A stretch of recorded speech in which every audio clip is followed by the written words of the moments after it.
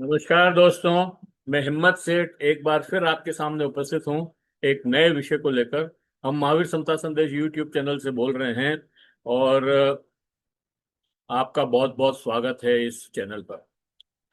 दोस्तों, पिछले दिनों महिला आरक्षण बिल को लेकर के बहुत सारी बातें हो रही थी, हुई भी है।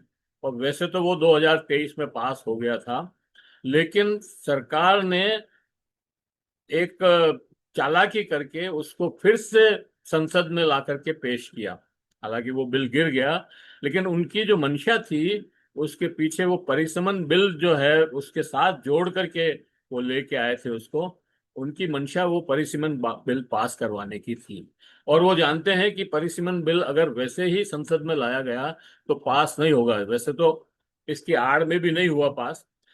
तो वो जो बिल था परिसीमन का, वो परिसीमन बिल इनके लिए क्यों जरूरी है, उस पे मैं 1 मिनट 2 मिनट की बात करूंगा। फिर हमारे साथ आज प्रोफेसर फरहत बानू है, जो एप्पा की सचिव है राजस्थान की। वो इस पर पूरी बात करेंगे। अ, हम समझेंगे उनसे कि ये महिला बिल जो है, आरक्षण बिल, इसका क्यों विरोध हुआ था जब 2026 में अभी पिछले सेशन में लाए थे तब। और अब बजट सेशन में ही लाए थे शायद। जी। और अब जो है उसको वापस लाने की संभावना क्या बन रही है। तो सही बात यह है कि परिसीमन बिल इस तरह से पास कर रहे हैं, उसमें संशोधन कर रहे हैं कि वो जब चाहे तब परिसीमन कर सकते हैं। फिर उनको बार बार जो है पार्लियामेंट से पूछने की जरूरत नहीं पड़ेगी। और वो परिसीमन इस तरह से करना चाहते हैं कि जहां जहां जो उनको वोट नहीं करते हैं, उनको तो मालूम ही है कौन कौन वोट करता है कौन कौन नहीं करता है। और खास तौर से हमारे यहाँ जो जाति समीकरण हैं और धर्म के समीकरण हैं, उसमें उनको पता है कि कौन सी जातियां हमको वोट नहीं करती है, कौन से धर्म के लोग हमको वोट नहीं करते हैं। इसलिए वो उन वोटों को इस तरह से डिस्ट्रीब्यूट करना चाहते हैं उन सीटों में, ताकि उनका जो घनत्व है वो कम हो जाए और उनके प्रत्याशी आराम से भाजपा के प्रत्याशी आराम से जीत जाए।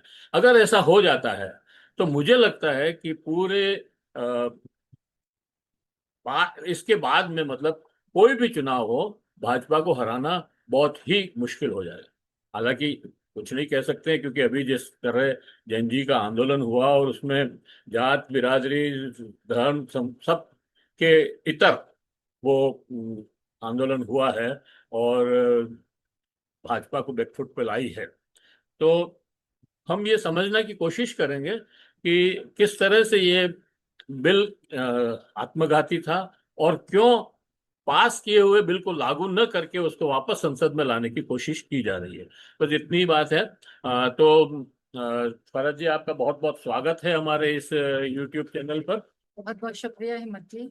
और आपसे हम जानना चाहते हैं कि ये जो आपकी डिमांड है 33% आरक्षण की, जो बिल पास हो गया, उसको अब डिमांड करने की क्यों जरूरत पड़ रही है? सभी को इनकलाबी सलाम। आ, तो हिम्मत जी कह रहे हैं कि परिसीमन की शर्तों के साथ जोड़ करके अब इस बिल को लाया गया, और ये अभी फिलहाल जो है वो पास नहीं करवा पाई सरकार, चाह कर भी। तो उसकी वजूहात क्या हैं, उन पर अगर हम अपनी बात रखते हैं तो मेरे ख्याल से 3 पॉइंट्स में हम अपनी बात को रख सकते हैं। बहुत सारे चीजें हैं, कुछ विधि से रिलेटेड चीजें हैं, संविधान से रिलेटेड चीजें हैं, उन पर जो विशेषज्ञ हैं वो बात कर सकते हैं, ताकि और ज्यादा एड ऑन किया जा सके, कई डायमेंशंस जो हैं वो समझे जा सकें। लेकिन मैं जो अभी बात करना चाह रही हूँ वो एक तो ये है कि 2023 में जब ये बिल लगभग सर्वसम्मति से पारित हुआ था, तो इस तरह पेश किया गया था जैसे कि कोई मसीहा आए हैं और वो अचानक से महिलाओं को बहुत ज्यादा इक्वल अपॉर्चुनिटी देना चाहते हैं।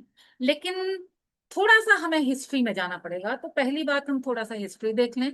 दूसरी बात यह है कि अभी जो ये बिल आया है इसके साथ जो कंडीशंस लगाई गई हैं, जिस पे हिम्मत जी अभी प्रकाश डाल रहे थे, थोड़ी सी बात उस पर करेंगे जो मंशा को जाहिर करता है। और तीसरा, आज के दौर में जो स्टेक होल्डर्स हैं, जो महिलाएं हैं, या जिस तरह से जो प्रोग्रेसिव सोसाइटीज हैं, वो क्यों उसका विरोध कर रही हैं, क्यों और क्या किया जा रहा है। तो अगर हम इतिहास की बात करते हैं तो ऐसा नहीं है कि ये बिल जो है ये अचानक 2023 में प्रकट हुआ। इसके पीछे का पूरा इतिहास है और वो ये बताता है कि अगर हम आजादी से पहले की भी बात करें तो एक बेगम शाहनवाज थी और सरोजिनी नायडू, इन्होंने ब्रिटिश पीएम को चिट्ठी लिखी थी 1931 में और पॉलिटिकल राइट्स की मांग ब्रिटिश पीएम से। और उसके बाद भी हमेशा, क्योंकि वोटिंग राइट्स जो हैं ये हमें एक झटके में मिल गए, और उस टाइम जो फोकस था वो वोटिंग राइट्स पर था, क्योंकि वोटिंग राइट्स के लिए भी महिलाएं यूरोपियन देशों में भी लड़ रही थी। और अश्वेत महिलाओं का हमें मालूम है कि यूएस में भी राइट्स नहीं मिले थे। इवन स्विट्जरलैंड में भी जो महिलाओं को राइट्स हैं वो 60s में, 1960s में जाकर के मिले हैं। तो उस वक्त भी ये बात चल रही थी लेकिन वो बहुत आगे नहीं बढ़ पाई थी। पर हम अगर 1974-75 से देखते हैं तो रिकमेंडेशंस जो हैं राइट्स की, पॉलिटिकल राइट्स की, वो आने लगी थी। और, और उसके बाद में लगातार बात चलते हुए कमेटीज भी बनी, जो सर्वेइंग भी हुई। और उसके बाद 1996 में देवगौड़ा जब प्राइम मिनिस्टर थे तब ये बिल लाया गया सदन में, और ये बिल वहां पास नहीं हो पाया। प्राइवेट बिल उसमें लाने से पहले मैं आपको बता दूं एक मिनट जी जी जी कि हाँ 96 में या 94 में शायद प्रमिला दंडवते जो है एक प्राइवेट बिल लेके आई थी, और उसमें उसने कहा था 33% आरक्षण होना चाहिए महिलाओं का। उसके ऊपर बहस हुई होगी, नहीं हुई जी होगी पता नहीं, या सरकार ने कहा होगा हम बड़ा बिल ला रहे हैं उसके बाद उसको पास करेंगे, उस पर बातचीत करेंगे, तो हो सकता बिल्कुल है उसके बाद क्या हुआ। लेकिन सबसे पहले जो बिल आया वो 94 में या 95 में प्रमिला दंडवते लेके आई। एक बात तो ये थी।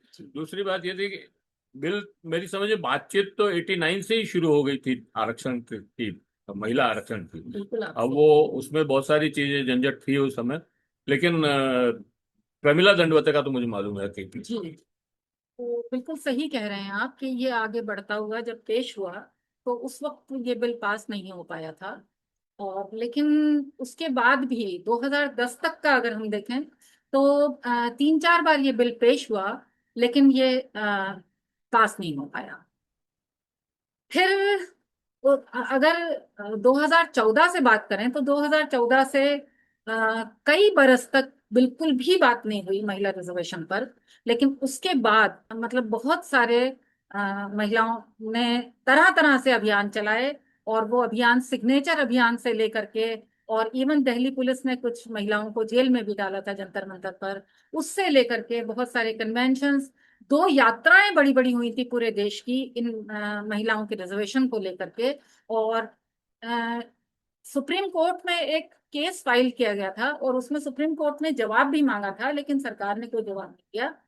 लेकिन ये दबाव इतना बढ़ा कि 2023 में सरकार को लगा कि क्रेडिट ले लिया जाए, क्योंकि आगे चुनाव थे 24 में। तो इन्होंने ये बिल प्रस्तुत किया पार्लियामेंट में, वो बिल पास हो गया। क्योंकि धीरे धीरे जिस तरह की चीजें बनी तो वहां कोई भी पॉलिटिकल पार्टी जो है वो इसका विरोध करने के मतलब हालात में थी नहीं। तो ये पास हो गया लगभग यूनानिमसली। अगर एआईएमएम के 2 जो थे एमपीज, ओवैसी और एक और, उन्होंने जरूर माइनॉरिटी के लिए या दलितों के, और दलितों को भी साथ जोड़ करके मांगा था। तो वो एक बात छोड़ दें तो, लेकिन अब हम अगर इससे इतर आज की बात करते हैं कि ये बिल 2023 में पास तो हो गया लेकिन इसको जोड़ दिया गया 2 शर्तों के साथ। एक ये है कि सेंसस हो और दूसरा परिसीमन हो, उसके बाद में सीटें बढ़ेंगी और लागू होंगी। तो उसमें जो अभी हिम्मत जी ने बात रखी है परिसीमन की, कि परिसीमन जो है वो अपने आप में बड़ा कॉम्प्लेक्स मुद्दा बन गया है। क्योंकि भले ही पहले आजादी के बाद ये प्रोविजन रख दिया गया हो कि 10 साल बाद परिसीमन होगा, लेकिन उसके बाद बहुत सारी चीजें घटित हुई। जैसे जनसंख्या नियंत्रण में ही यदि हम देखें तो साउथ जो है उसने उसको मुस्तैदी के साथ लागू किया, और वहां नियंत्रण जो है वो बेहतर तरीके से हो पाया नॉर्थ के बनिस्बत। अब परिसीमन यदि जनसंख्या के आधार पर होता है, तो ये एक तरह से साउथ को पनिशमेंट होगा। और वहां अगर सीटें अभी, मतलब रिप्रेजेंटेशन जो है वो 24% है, तो वो चाहे पेश किया गया गृह मंत्री द्वारा कि रिप्रेजेंटेशन सब जगह बढ़ रहा है, लेकिन रिप्रेजेंटेशन बढ़ने की बात नहीं है। जो रिलेटिवली हैं चीजें, तो वो तो घट रहा है। तो साउथ में बहुत ज्यादा एजिटेशन इस बात को लेकर के है कि केवल जनसंख्या के आधार पर अब संभव नहीं है, जब तक कि वो जो स्ट्रेटजीज हैं वो नॉर्थ में भी उस तरीके से लागू नहीं हो जाती हैं। तो परिसीमन के साथ जो झंझट इन्होंने लगाया है, जिसको कि एक तरह से ये कहेंगे कि परिसीमन का डिलिमिटेशन का जो बिल है वो महिलाओं के कंधे पर रख करके बंदूक चलाने जैसा है। तो ये उसके साथ में जो है सरकार की जो मंशा है, जिसकी की हिम्मत जी बात कर रहे थे, वो जाहिर कर रही है कि दरअसल ये लाना चाहते हैं, ये फायदा उठाना चाहते हैं, जिसको हम कहते हैं, जैसे डिक्शनरी में एक वर्ड है जेरी मैंडरिंग। यानी ये जो हिम्मत जी बात कर रहे थे कि ये क्रैक करेंगे उन वोटों को जिनसे इनको नुकसान होता है, और कहीं कहीं ये पैकिंग करेंगे उन वोटों की जिनसे वो बहुत थोड़ी जगह सिमट जाएं। तो इस तरह का जो मार्जिन चेंज करने का मामला है, वो एक बहुत बड़ा सवालिया निशान लगा रहा है, और वो अपने आप में बहुत बड़ी बहस और कॉम्प्लेक्सिटी लिए हुए है। उसके अलावा सेंसस अभी चालू हुई है, सेंसस में भी ये बहुत जरूरी है। जैसे कि कुछ 3 अभी स्टेट्स ने सर्वे करवाया है कास्ट सेंसस का, और उससे जो नतीजे सामने आए हैं कि ओबीसी की संख्या जो मानी जाती है उससे कहीं ज्यादा है।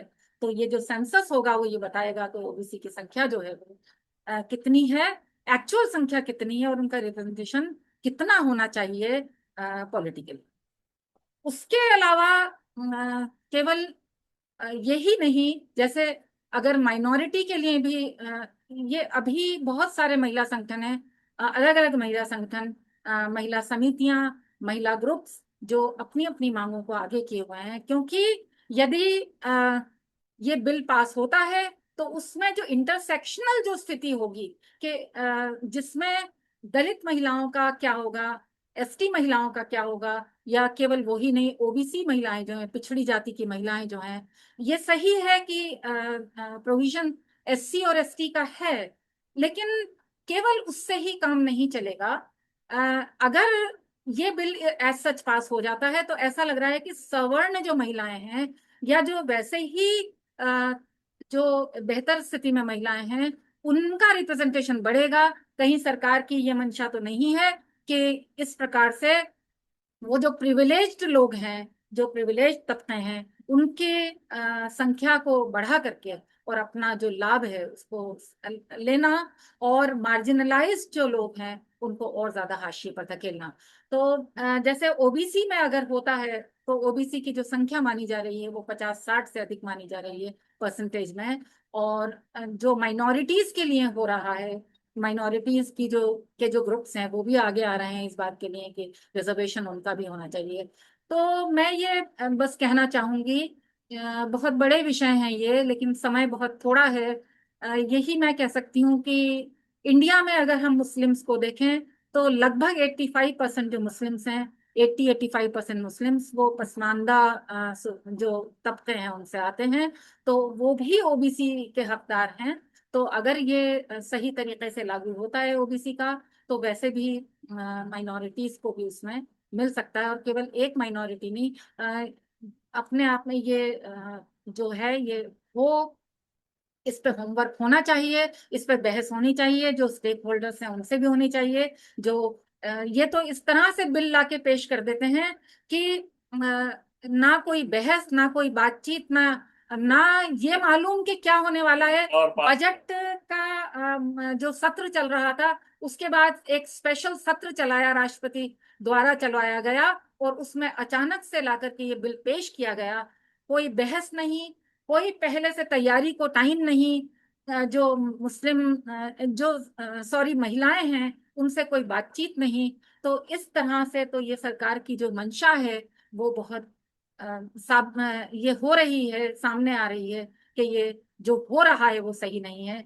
अभी जो फिलहाल चल रहा है, महिलाएं ये मांग कर रही हैं, महिलाएं भी और जो प्रोग्रेसिव सोसाइटीज हैं वो ये मांग कर रही हैं कि ये जो मॉनसून सत्र है उसी के दौरान ये बिल पास हो, और जो प्रेजेंट सिचुएशन है, जो 543 जो अभी सीटें हैं पार्लियामेंट की, उन्हीं पर पास हो। क्योंकि अगर हम दुनिया के स्तर पे देखते हैं तो हमारा जो नंबर है वो इस पॉलिटिकल रिप्रेजेंटेशन में 185 देशों में से 141वां है, जिसमें लेजिस्लेटिव असेंबलीज में लगभग 9% रिप्रेजेंटेशन है, और लोकसभा में लगभग 14% है, राज्यसभा में भी लगभग आई है। तो ये बहुत कम है।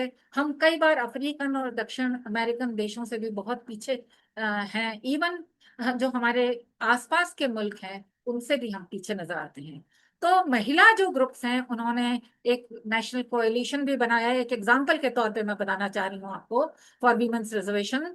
और उसमें सब तरह के, चाहे लेफ्ट से जुड़ी महिलाएं हैं, चाहे अन्य जो सोशलिस्ट ग्रुप्स हैं, चाहे प्रोग्रेसिव ग्रुप्स हैं, या अलग अलग जो आवाजें हैं, जिसमें दलित महिलाओं के ग्रुप्स हैं उनकी आवाज है, एसटी महिलाओं के ग्रुप्स हैं उनकी आवाज है, ओबीसी महिलाओं के ग्रुप्स हैं उनकी आवाज है, इवन जो सेक्सुअल माइनॉरिटी है उनके जो ग्रुप्स हैं वहां से भी आवाज आ रही है। कुल मिला के हम यही कहना चाहेंगे कि अभी जिस तरह के आंदोलन चल रहे हैं महिलाओं से और प्रोग्रेसिव सोसाइटीज द्वारा, वो सिग्नेचर अभियान, हंड्रेड्स ऑफ थाउजेंड्स में सिग्नेचर अभियान है, उनसे लेकर के, और प्रेस कॉन्फ्रेंसेस से लेकर के, और मॉनसून सत्र के दौरान लगातार पार्लियामेंट पर जंतर मंतर पर धरना चल रहा है।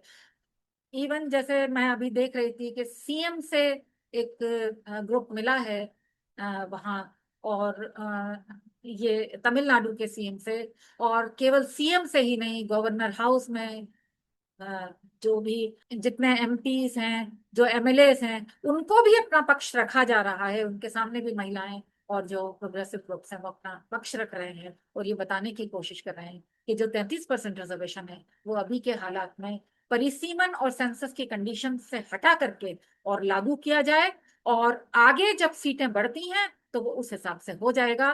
क्योंकि ये जोड़ करके तो 2029 तक भी संभव नहीं होता है, क्योंकि अभी जो सेंसस चल रहा है उसमें वक्त लगेगा, शायद 2028 आ जाए, और परिसीमन बहुत तुरंत तुरंत में संभव नहीं है। तो इस तरह तो अगर मोदी जी क्रेडिट लेने के लिए काम भी कर रहे हैं वो, और वो उंगालना चाहते हैं, और वो ये कहते हैं कि 2011 का जो सेंसस का डेटा है उस आधार पर ही परिसीमन कर दें और जनसंख्या के आधार पर परिसीमन कर दें, तो ये बहुत बांटने वाली बात होगी। तो एक तो ये मुद्दा है, और दूसरा ये है कि जो इंटरसेक्शनल जो कोटा विद इन कोटा है उसकी भी बात बहुत जरूरी है, ताकि जो केवल जहां जिनका अभी तक वर्चस्व है वो वर्चस्व ही नहीं रहे, और मार्जिनलाइज्ड जो ग्रुप्स हैं उनकी भी आवाज पार्लियामेंट में सुनी जाए। हमेशा ये देखा गया है जैसे कि पंचायत में और जो म्यूनिसिपल इसमें जो लोकल बॉडीज में जब महिलाओं को रिजर्वेशन मिला 1990s में, 92 और 93 में, तब ये देखा गया कि विभिन्न मुद्दों पर जो काम हुए वो अलग अलग चीजों पे काम बेहतर तरीके से हो पाते हैं यदि मर्दों के साथ औरतों का भी रिप्रेजेंटेशन होता है। तो ये देखा गया है कि जैसे एग्जाम्पल के तौर पर ड्रिंकिंग वाटर पर बहुत बात हुई, प्राइमरी स्कूल्स पर बहुत बात हुई जहां महिला रिप्रेजेंटेटिव्स थे वहां पर। तो हम ये चाहते हैं, महिलाएं ये चाहती हैं, सारे ग्रुप्स ये चाहते हैं कि जो रिप्रेजेंटेशन है अगर वो बढ़ेगा तो ज्यादा डायमेंशंस जो हैं वो खुलेंगे, और केवल जो रोड पर ही बात नहीं होगी, या केवल जो विकास है, जो जिस तरह से बात हो रही है विकास पे, उसमें और जो आयाम है वो जुड़ेंगे, और बेहतर तरीके से आम इंसान की जो आवाज है वो बुलंद हो पाएगी। टॉपिक बहुत डिटेल है, लंबा है, लेकिन अभी फिलहाल इतनी ही बात हम अ, करते हैं। मैं All India Progressive Women Association से हूँ, और All India Progressive Women Association भी national coalition for women reservation का एक हिस्सा है, और हम लगातार लोकल से लेकर के और नेशनल लेवल पर अपनी आवाज बुलंद किए हुए हैं, और बहुत सारे और ग्रुप्स हैं जिनके साथ हम सभी काम कर रहे हैं मिल करके। और ऐसा लग रहा है कि अभी अगर आवाज नहीं सुनी गई तो ये जो आंदोलन है ये और बड़े आंदोलनों का रूप लेंगे और ज्यादा आगे तक जाएंगे। बहुत बहुत शुक्रिया हिम्मत जी आपका कि आपने ये मौका दिया और बात हो गई। आ, नमस्ते दोस्तों। ये जो फरहत बानू है, ये पहले प्रोफेसर थी, मीरा गर्ल्स कॉलेज में पढ़ाती थी। हालांकि साइंस बैकग्राउंड से है, लेकिन इनका रुझान जो है समाज को बदलने में है, इसलिए ये सारी बात। मैं इस महिला रिजर्वेशन बिल पे जो फरहत बानू ने कहा, उसमें थोड़ा सा एडिशन या कहना चाहिए स्पष्टीकरण करना चाहता हूँ कि जो 96 में बिल आया, उसके बाद 2-3 बार ये बिल आया, लेकिन समाजवादियों ने इसका विरोध किया। और समाजवादियों ने महिलाओं का विरोध नहीं किया। उन्होंने ये कहा कि ये जो बिल है, ये कोटा विद इन कोटा होना चाहिए। मतलब ओबीसी, एसटी, एससी का तो खैर है, लेकिन ओबीसी का भी इसमें कोटा होना चाहिए, माइनॉरिटी का भी कोटा होना चाहिए। नहीं तो अ, ये बिल केवल उन लोगों के लिए रह जाएगा जो अभी भी एमपी हैं, एमएलए हैं।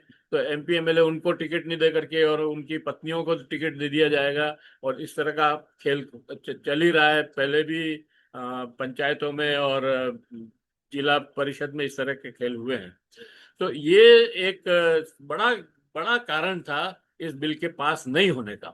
तो अगर अगर मोदी जी इस समस्या का हल नहीं करते हैं, तो ये बिल पास करवाना भी कोई मतलब नहीं रहेगा इसका। क्योंकि उन महिलाओं को जिनको वास्तव में सपोर्ट चाहिए, वो उनको तो मिलेगा ही नहीं। फिर ये केवल वही महिलाएं आएगी जो परिवार पहले से, जिनका परिवार जो है राजनीति में है और एमपी एमएलए हैं, उनके हस्बैंड हैं, उनके बेटे बेटी हैं या भाई भाई हैं। उन्हीं के लोगों को ये अवसर मिलेगा। तो ये महिलाओं के साथ जो है वो न्याय नहीं होगा। एक बात तो ये। और नियत की बात आपने बार बार कही, और नियत तो हमने देख ली अभी। जंतर मंतर पर जिस तरह से पुलिस वालों ने लाठियां मारी, महिलाओं को, बच्चियों को, 12-12, 13-13 साल की बच्चियों के ऊपर लाठियां मारी और थप्पड़ भी मारे। मतलब पुरुष पुलिस वालों ने जितना आतंक मचाया और जितना महिलाओं को ह्यूमिलिएट किया वहां पर, वो तो इनकी।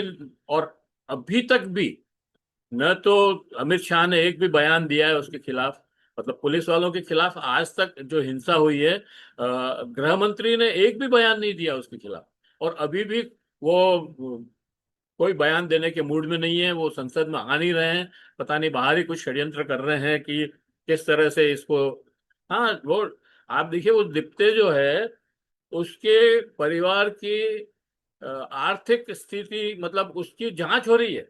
उसके पिताजी जो जयन है, उनके आय की जांच का जो है। लेकिन हिम्मत जी, यहाँ एक बात और मैं जोड़ूंगी कि इन्होंने सौदेबाजी की जो कोशिश बहुत की, हाँ, वो हॉर्स ट्रेडिंग की जो कोशिश की कि आगे तक हम चुनाव को हमेशा जीते हैं, 2047 का जो इनका है वहां तक की वो मंशा, लेकिन ये अब वो नहीं हो वो पाएगा। टूट गया, वो हाँ सही बात है आपकी। जी। लेकिन मैं ये कह रहा हूं कि किस तरह से षड्यंत्र करके वो उससे पूछा जा रहा है कि तुम्हारे पिताजी जईएन ही हैं, तो तुमको अमेरिका कैसे भेजा पढ़ने के लिए।